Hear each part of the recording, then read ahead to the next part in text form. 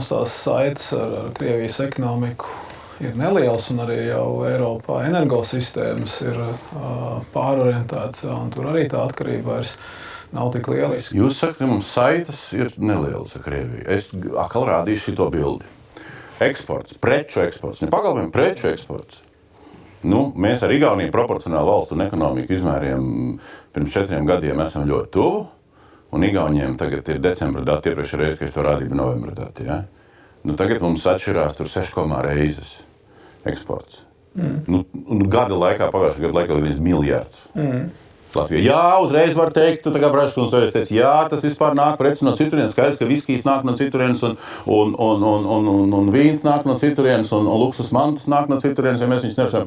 Bet mēs viņus vedam, tas ir mūsu cilvēki, viņi pelna uz to, un tā tālāk. Roštāšos teikt, ja šis viss nebūtu, tad, droši vien tas ietekmētu dažus simtus ģimeņu Latvijā, ja tas Latvijas ekonomika neietekmē. Tās pamatā ir vairumtirdzniecības kompānijas, ja, kas tiešām pāri robežai ved lietas, un tur nodarbinātība nav liela. Nē, es nesaku, lai ved, tas noteikti nav atbalstāms, un kas ir interesanti, ja mēs esam skatījušies uzņēmumu līmenī, tur tiešām daļa, tur nav tikai vairumtirdzniecības, ir daļa arī, kas ir, piemēram, farmācijas uzņēmumi, kas vienkārši objektīvi ir atkarīgi, bijuši atkarīgi no Krievijas tirgus un nevar ātri pārvērtēties. Ja, 4 gadi tas nav ātri.